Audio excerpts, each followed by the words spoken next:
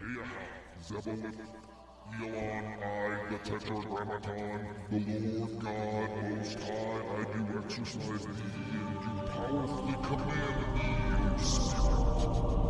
Elon, I, the Tetragrammaton, the Lord God Most High, I do exercise and do powerfully command. In the dark shadows, in the white cold, fearlessly we search for knowledge new and old. We drink the strong spirits and read the ancient tomes. The order of the Abracast. We are the brave and the bold.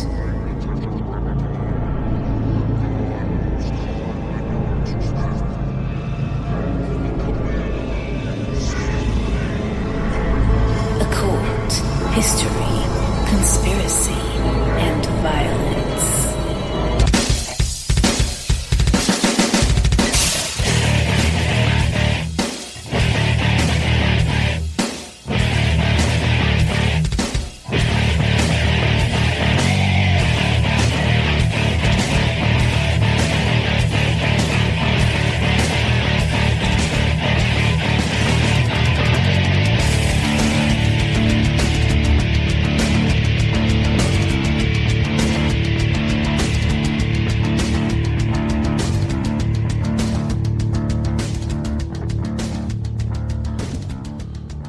Hello, welcome to the Abracast. I'm your host, John Towers, and this evening we're continuing our look at Sun Tzu's The Art of War. Now we're looking at this in terms of preparation. You know, we're living in crazy times. Joe Biden was mumbling about a real food crisis coming up. You know, he's not a conspiracy theorist. He's the quote president, unquote. Gas prices are going up crazily and then back down without any sort of explanation. There's a war going on in Ukraine. And I just wanted to take a breath and step away and sort of look at the wise words of Sun Tzu, in terms of just getting ready for whatever may come, whatever is coming up. So, this is the third episode that we've been doing The Art of War. So we're just going to get right back into it. We're right here at chapter 9, an army on the march. So, I have my, where is it here? Ooh, it's cold. I have my vessel of the art, and it is mixed up the weapon of mass distraction, my Jin Jihad. So, let me just wet my whistle and we'll get going.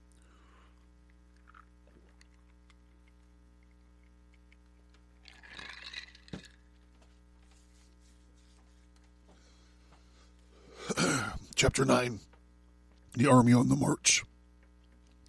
He who exercises no forced thought, but makes light of his opponents, is sure to be captured by them. When encamping, the army pass quickly over mountains and keep the neighborhood of valleys. Wu Tu Chiang was a robber captain in the time of later Han, approximately 50 AD, and Ma Yuan was sent to exterminate his gang.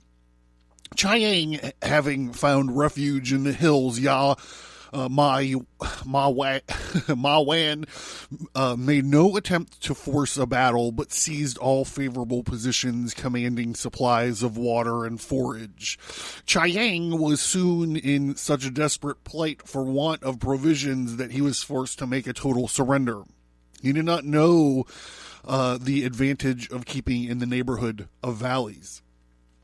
Camp in high places facing the sun, not on high hills, but on knolls or hillocks elevated about the surrounding country. Do not climb heights in order to fight. This is why Obi-Wan won, right? Because he had the high ground.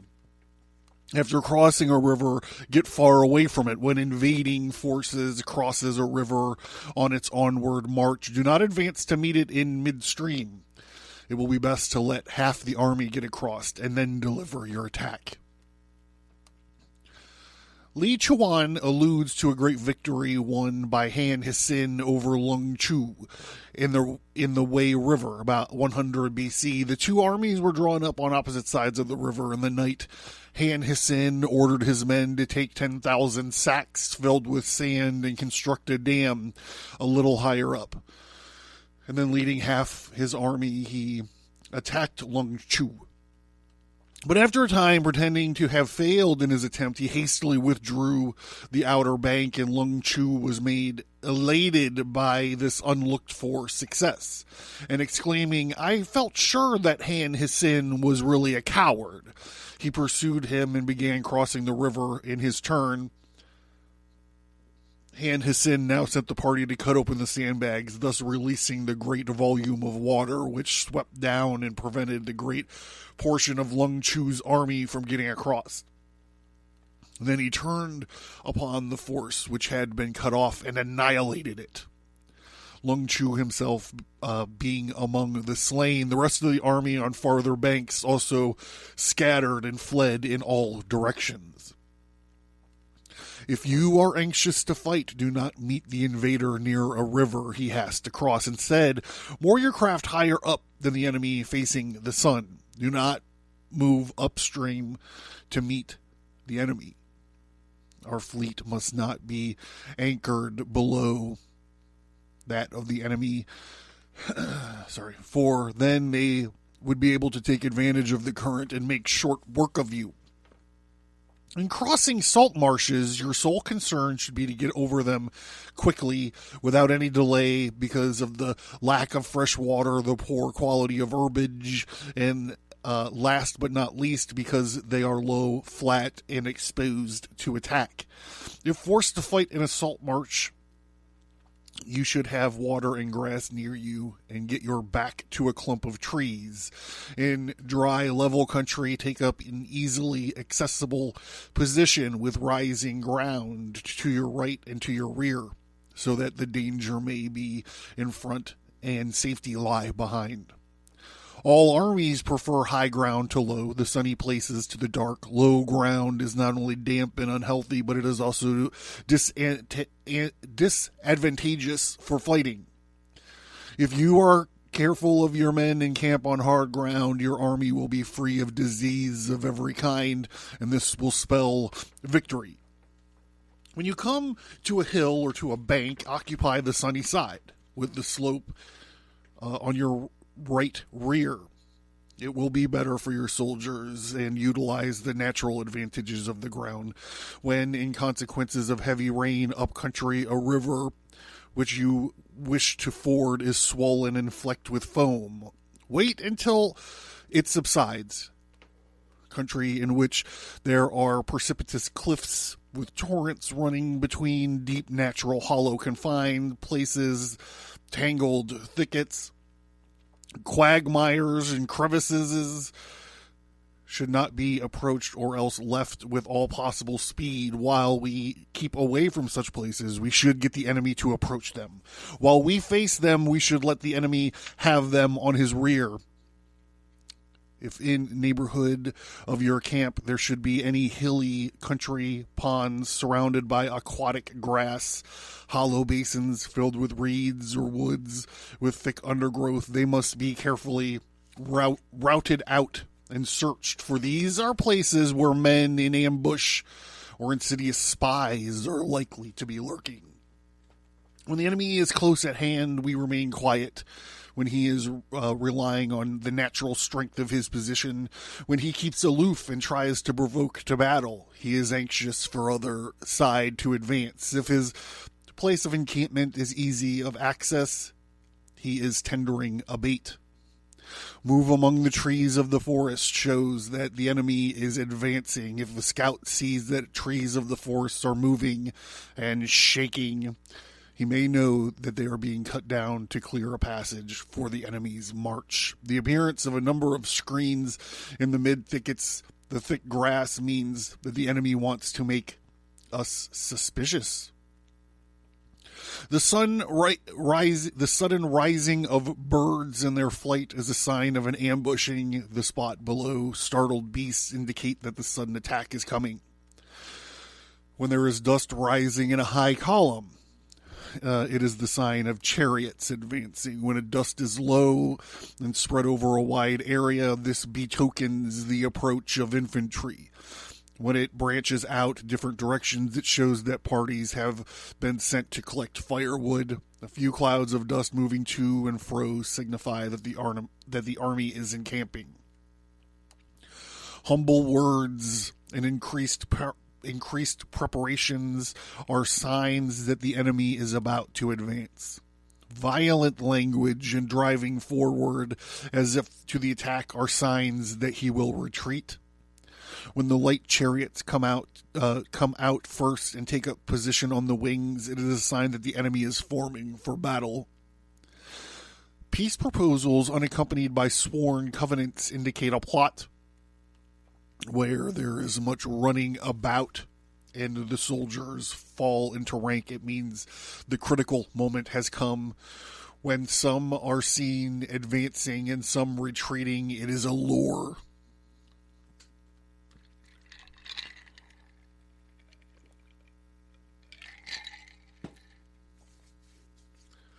In 279 BC, Tian Tian of Chai states was hard-pressed in his defense of Qi Mo against the Yen forces led by Qi Chich. Tian Tian openly said, "My only fear is that the Yen army may cut off the noses of their Qi prisoners and place them in the front rank to fight against us, that they would be the undoing of our city." The other side, being informed of his speech, at once acted on the suggestion. But those within the city were enraged at seeing their fellow countrymen thus mutilated, and fearing only lest that they should fall into the enemy hands. We were nerved to defend them more obstinately than ever. Once again, Tian Tian sent back converted spies who reported these words to the enemy. "What I dread the most is that the men of Yin may dig up our ancestral tombs outside the town by inflicting this indignity on our forefathers, because it will cause us to become faint-hearted." Forthwith, the besieged dug up the graves and burned the corpses lying in them, and the inhabitants of Qi Mu, witnessing the outrage from the city walls, wept passionately and were all impatient to go out and fight, their fury being increased tenfold. Tian Tian knew that his soldiers were ready for any enterprise, but instead of a sword, he himself took a mattock into his hands and ordered others to be distributed among his best warriors. While the ranks were filled with their wives and concubines, he then served out all remaining rations and bade his men to eat their fill. The regular soldiers were told to keep out of sight, and the walls were manned with the old and weaker men and women. This done, envoys were dispatched to the enemy's camp to arrange terms of surrender. Whereupon the Yen men began shouting for joy. Tian Tian also collected 20,000 ounces of silver from the people. They got wealthy citizens of Qi Mo to send it out. The Yen general with the prayer that when the town is capitulated, we would not allow their homes to be plundered and their women to be maltreated. Chai Chich, I think that's how I pronounce it. Chai Chich, in high good humor, granted their prayers, but his army now became increasingly slack and careless.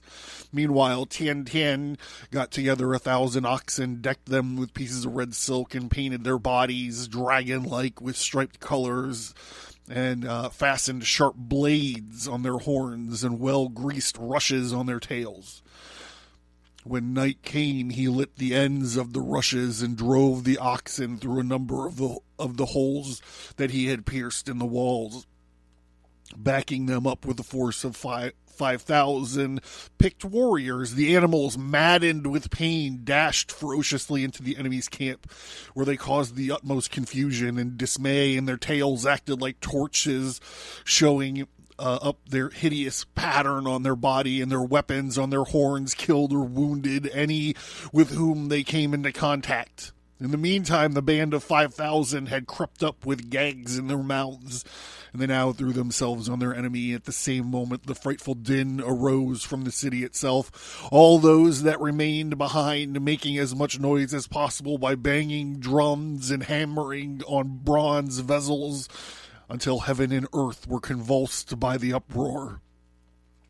Terror-stricken, the Yen army fled in disorder, hotly pursued by the men of Qi, who succeeded in slaying their generals. At Chi-Chich, the result of the battle was the ultimate recovery of some 70 cities that had belonged to the Qi state.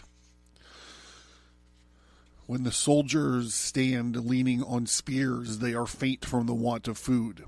If those who are sent to draw water begin by themselves drinking, the army is suffering from thirst. If the enemy sees an advantage to be gained and makes no effort to secure it, the soldiers are exhausted. If birds gather on any spot, it is unoccupied, a useful way to tell that the enemy has secretly abandoned his camp. Clamor by night betokens nervousness. Fear makes men restless, so they fall to shouting at night in order to keep up their courage. There's a disturbance in the camp. The general's authority is weak. The banners and flags are shifted about. Sedition is afoot. The officers are angry. That means the men are weary.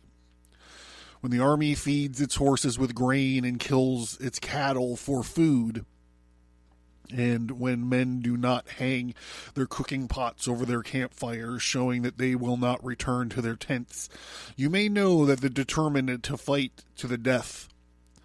The rebel Wang Ku of Luang was besieging the town of Chenstang, and Huang Fu Sung, who was the supreme command, and Tung Cho were sent out against him. Tung Cho pressed for hasty measures, but Sung turned a deaf ear to his counsel. At last, the rebels were utterly worn out and began to throw down their weapons of their own accord. Sung was now advancing the attack, but Cho said, "It is a principle of war not to pursue desperate men and not to press a retreating host." Sung answered, "That does not apply here. What I am about to attack is a jaded army, not a retreating host. With disciplined troops, I am falling on a disorganized multitude, not a band of desperate men." Thereupon he advanced to the attack, unsupported by his colleague, and routed their enemy in Wang Ko being slain.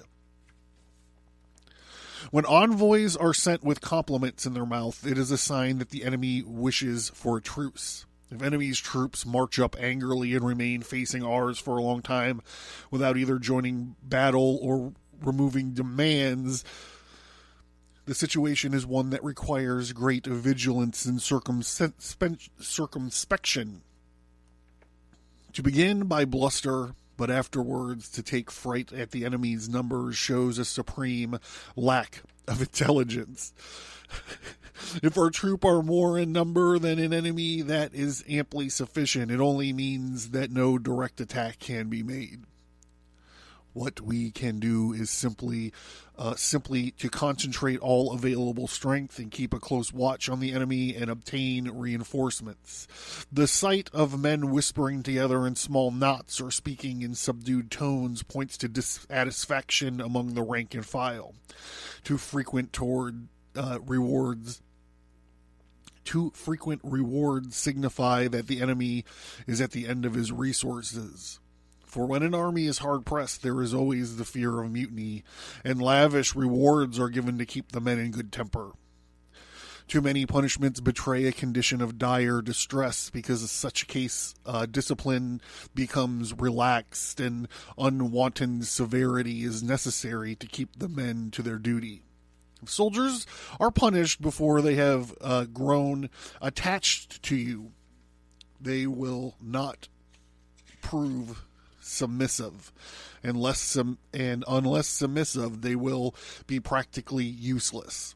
If, when the soldiers have become attached to you, punishments are not enforced, they will become useless. Therefore, the soldiers must be treated in the first instance with humanity, but kept under control by the means of iron discipline. This is a certain road to victory. Yen Su, 493 BC, said of Su Ma Jung Chu, his civil virtues endeared him to his people, his martial prowess kept his enemies in awe, and the ideal commander unites culture with the warlike temper. The profession of arms requires a combination of hardness and tenderness. If in training soldiers' commands are habitually enforced, the army is well disciplined, and if not, its discipline will be bad. If a general shows confidence in his men, but always insists on his orders being obeyed, the gain will be mutual. The art of giving orders is to try not to rectify in minor blunders and not to be swamped by petty doubts. Vacillation and fussiness are the surest means of sapping the confidence of any army. It's like the last section of this chapter is like a manager manual.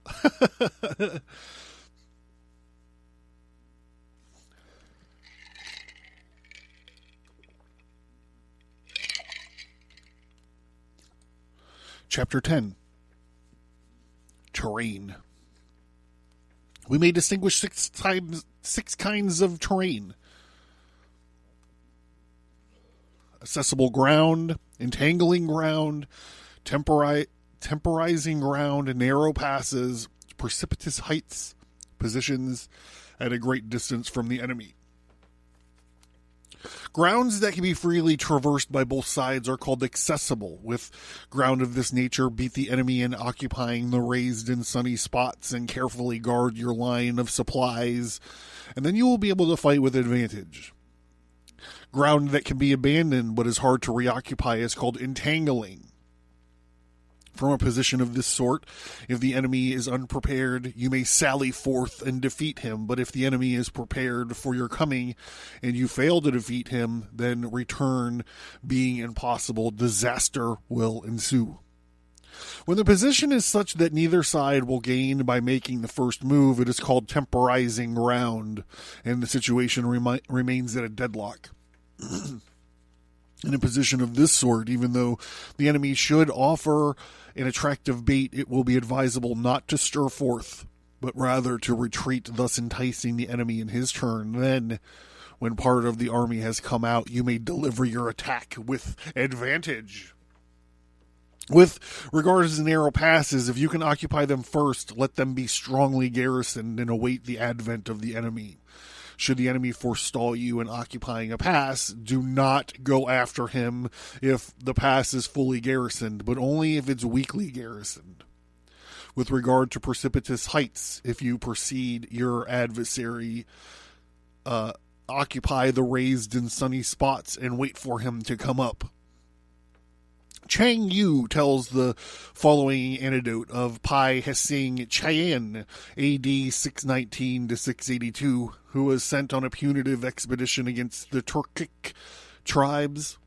At nightfall, he pitched his camp as usual, and it had already been completely fortified by a wall and a ditch, when suddenly he gave orders that the army should shift its quarters to a hill nearby. This was highly displeasing to his officers, who protested loudly against the extra fatigue that it would entail on his men, and Pai Hsing Chien, however, paid no heed to their remonstrances and had the camp moved as quickly as possible.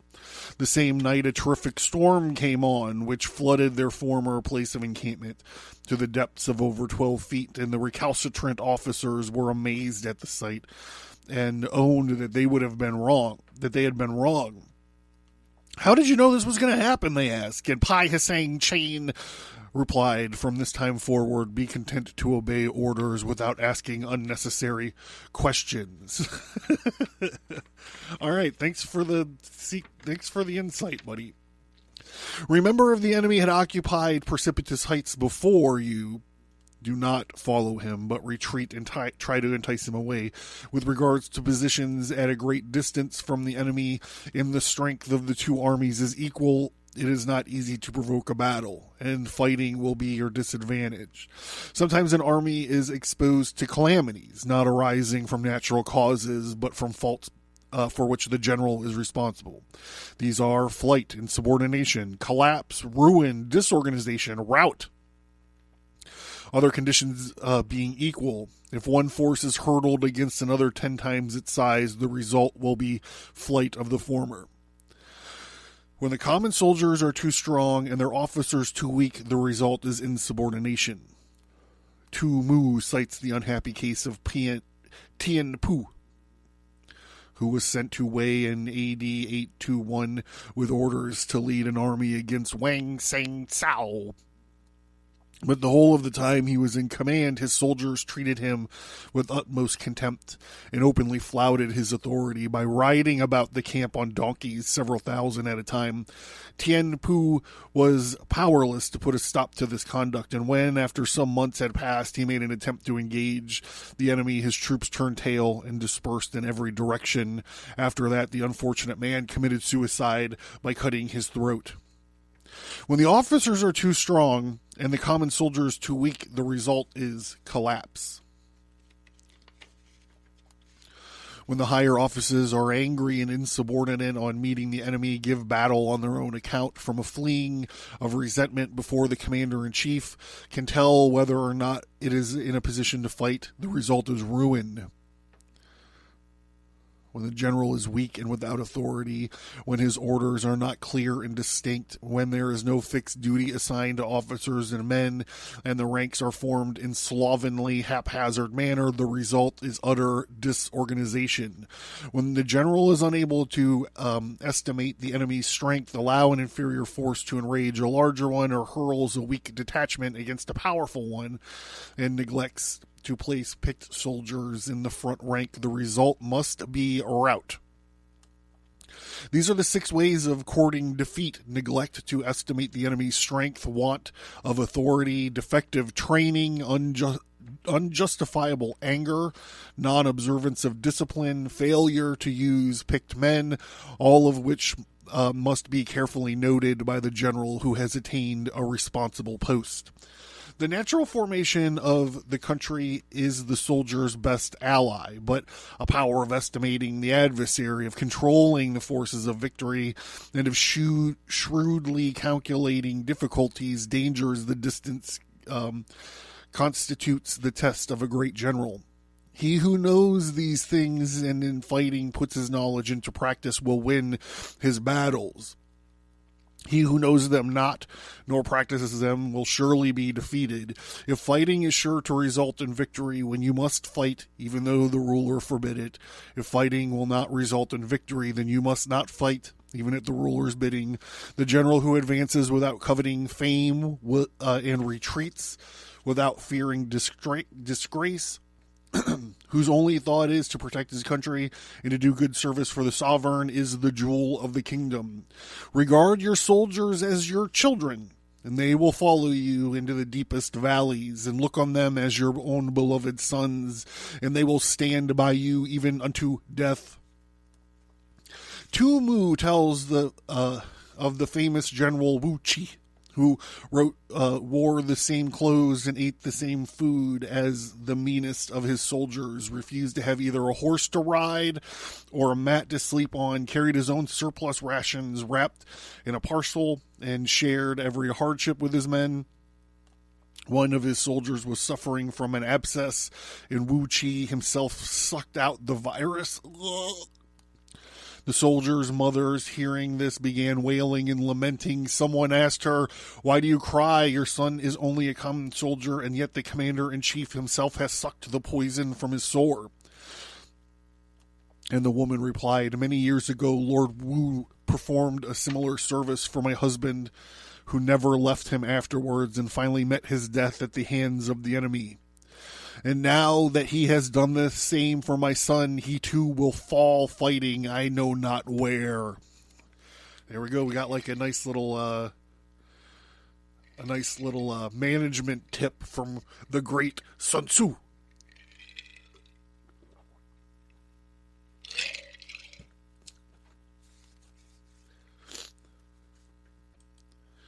If, however, you are indulgent, but make to your authority felt kind-hearted, but unable to enforce your commands, and incapable, moreover, of quelling disorder, then your soldiers must be likened to spoiled children. They are useless for any practical purposes. Tu Mu writes in AD 219, when Lu Meng was occupying the town of Chiangling, he had given stringent orders to his army not to molest the inhabitants nor take anything from them by force. Nevertheless, a certain officer serving under his banner, who happened to be a fellow townsman, ventured to appropriate a bamboo hat belonging to one of the people, in order to wear it over his regulation helmet as a protection against the rain. Lu Meng considered the fact of this, his being also a native of Juwan, should not be allowed to palliate a clear breach of discipline, and accordingly he ordered his summary execution, the tears rolling down his face, however, as he did so. This act of severity filled the army with wholesome awe, and from that time forth, even articles dropped in the highway were not picked up. Dude lost his life for a hat. It's like an umbrella hat? An umbrella hat?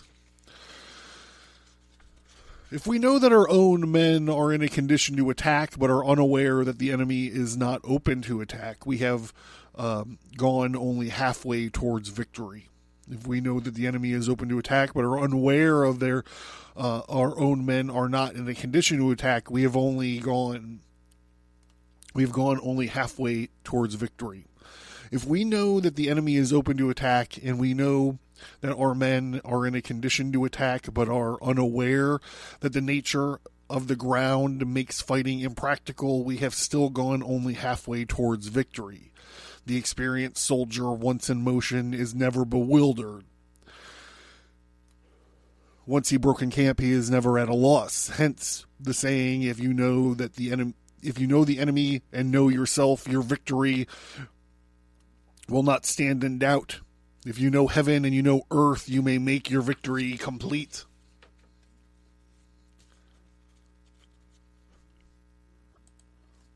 Chapter 11, The 9 Situations.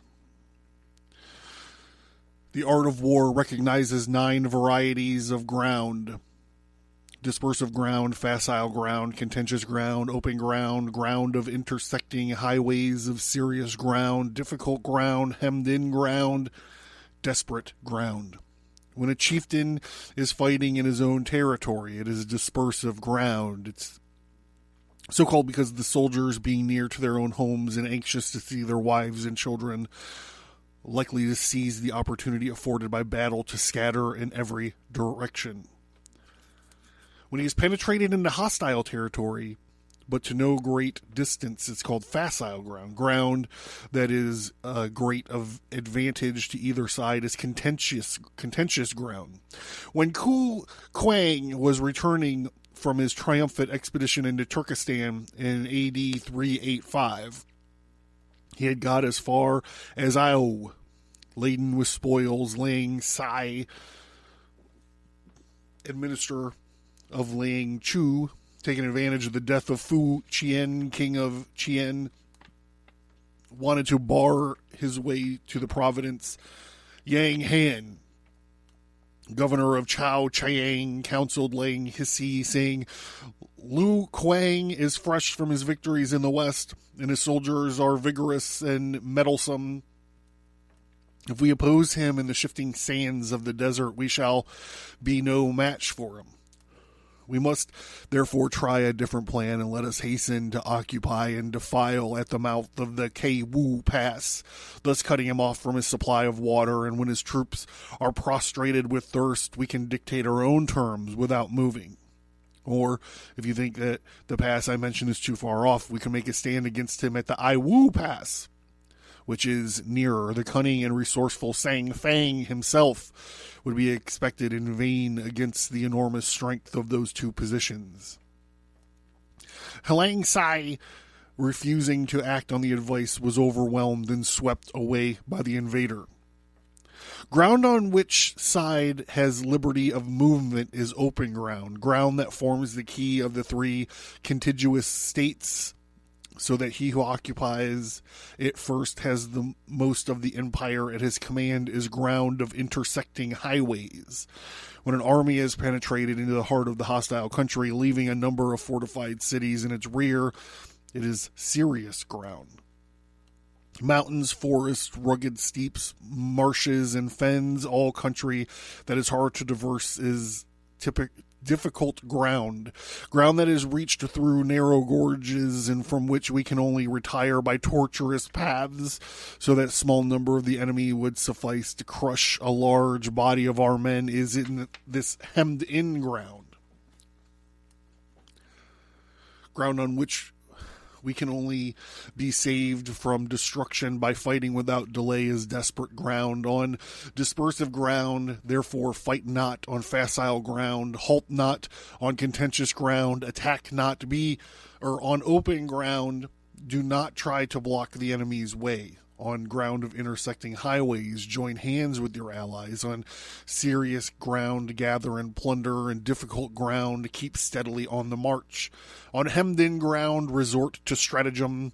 On desperate ground, fight. Those who are called skillful leaders of old know how to drive a wedge between the enemy's front and rear to prevent cooperation between his large and small divisions, to hinder the good troops from rescuing the bad, the officers from rallying their men. When the enemy's men were scattered, they prevented them from concentrating.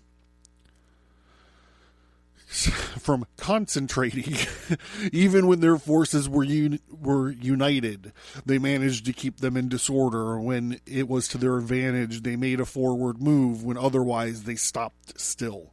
If asked how to cope with a great host of the enemy in orderly array and on the point of marching to the attack, say, begin by seizing something that your opponent holds dear, and then he will be amenable to your will.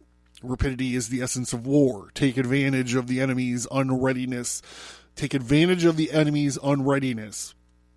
Make your way by unexpected routes and attack unguarded spots. In AD 227, Meng Ta, the governor of Hsing Chiang, under the Wei Emperor Wen Tai, was meditating defection to the house of Shu, and had entered into the correspondence with Chu Ko-lang, prime minister of the state.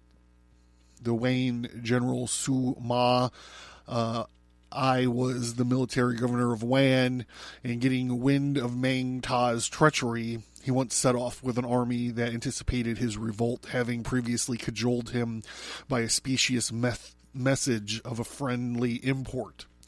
Suma's officers came to him and said, if Meng Ta has leagued himself with Wu and Shu, the matter should be thoroughly investigated before we make a move. Suma I replied, Meng Ta is an unprincipled man, and we ought to go and punish him at once, while he is still wavering and before he has thrown off the mask.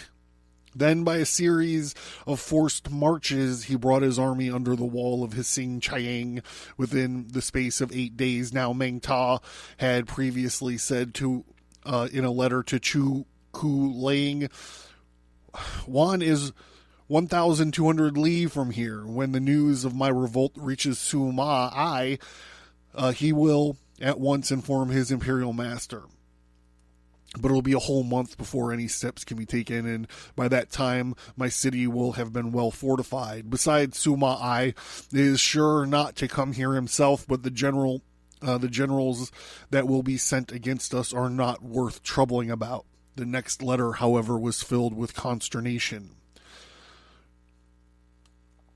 Though only 8 days have passed since I threw off my allegiance to army, is already at my gates. What miraculous rapidity is this? A fortnight later, Hsing Chang had fallen and Meng Ta had lost his head. In AD 621, Li Chang was sent from Kiao Chu and Su Chu Wan to reduce the successful rebel Hasao Hussein, who had set up an emperor in Chang Chu Fu in Hufu. It was autumn, and the Yangtze began then in flood. Hasao Hussein never dreamt that his adversary would venture to come down through the gorges, and consequently made no preparations. But Li Chang embarked his army without the loss of time and was just about to start when the other generals implored him to postpone his departure until the river was less dangerous state for navigation, and Li Chang replied to the soldier, overwhelming speed is of paramount importance, and he must never miss the opportunity. Now is the time to strike before Hasao Hussein even knows that we've got an army together. If we seize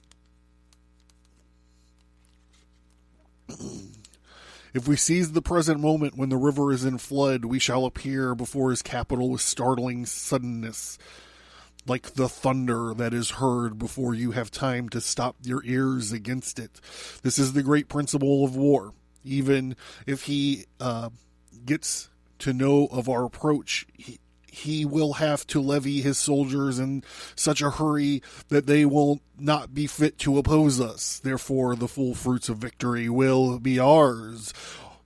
All came about as predicted. Hasao Hussein was obliged to surrender, notably stipulating that his people should be spared and he alone suffer the penalty of death.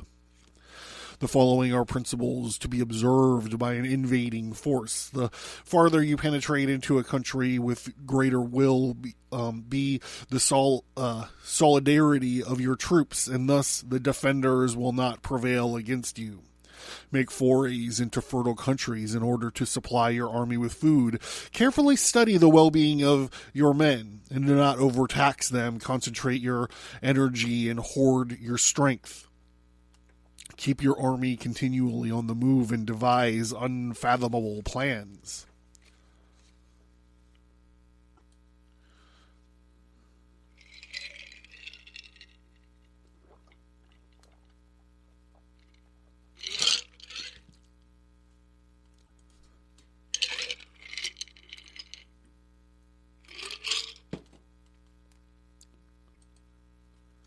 Qian recalls the line of action adopted in 224 BC by the famous general Wang Qian, whose military genius largely contributed to the success of the first Qian emperor.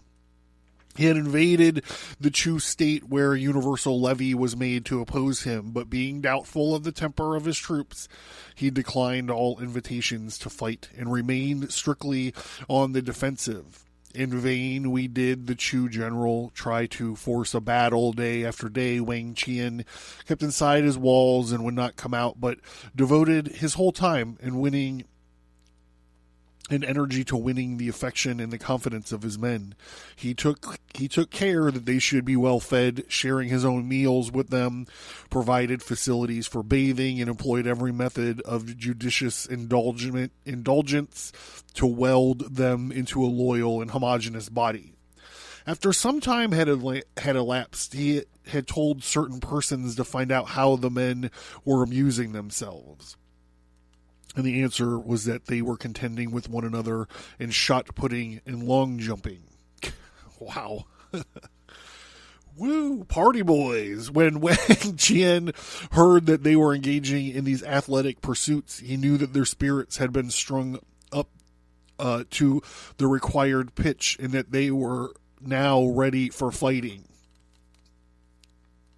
By this time, the Chu army, repeating their challenge again and again, had marched away eastward in disgust, and Wang Qian immediately broke his camp and followed them in the battle, and that ensued they were routed with great slaughter. Shortly afterwards, the whole of Chuan was conquered by Wang Qian.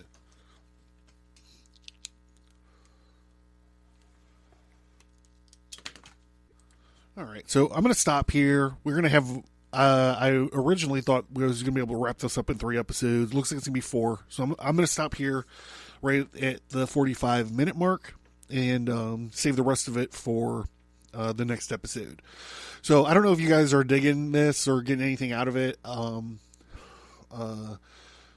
I think that there is some really good management tips here. I was kind of calling them out without getting too specific or whatever about them. And the other thing that I've also thought about, and we kind of started this whole thing off by discussing preparation, prepping a little bit for whatever's to come.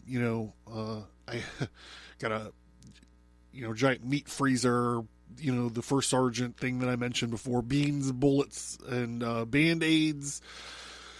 But one of the things that I've been thinking about recently is land navigation. It's like a lost art, now that, everyone's got GPSs and their phones and Google Maps and all that other kind of stuff. So I've ordered a compass and a topographical map of my area, and I'm going to dust off my pace counting beads. Actually, I don't have my pace counting beads. I need to acquire a new set somewhere. And I'm going to do some practice land navigation. And Sun Tzu here talked about that a little, about in the terrain and the different types of ground and how it's important. So that's going to be a project for me this summer. I think is I'm going to get back to land nav. It's something that you train to do in the Army. So it's been quite some time since I've done land navigation, but I want to kind of brush off that secret. I mean, it's like make and break, right? If you don't know how to get to where you need to go, then what the fuck are you even doing? So think about that. Maybe, I don't know, maybe we could put something together, some land nav stuff together. But yeah, I think it's interesting that it came up in today's episode because I think I ordered one last night. I ordered a bunch of shit. I had a little bit too much to drink, and I ordered solar panels and something else. I'm taking this project seriously, guys. I'm taking it seriously. So I'm John. This has been the Abracast. I hope you guys are enjoying this. If not, there's only one more left, and we can get back to whatever we were doing. So remember, beans, bullets, Band-Aids. Take care of your people, because I feel like dark times are coming. Sometimes I also think that that's what this podcast is now, right? Charting the demise of Western civilization, and it's a depressing thought.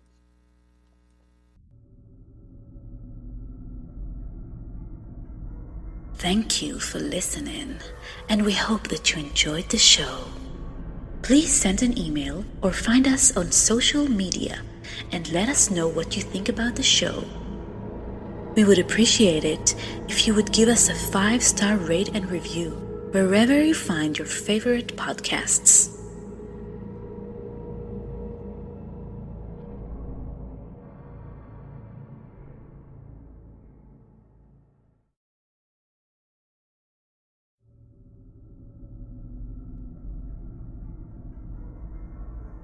You can find Stigmata Studios, graphic, novels, and comic books.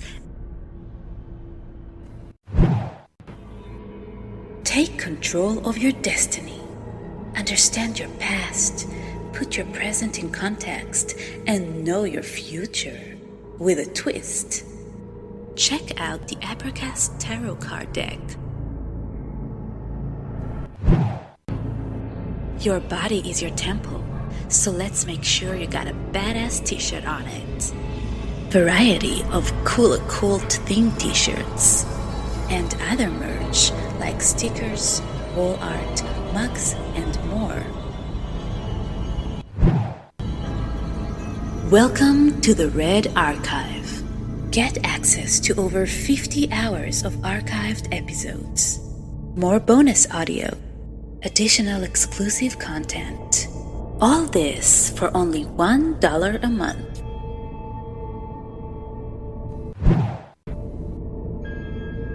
Are you interested in the occult, history, conspiracy, and violence? Learn more at Abracast.com. So take it easy, guys.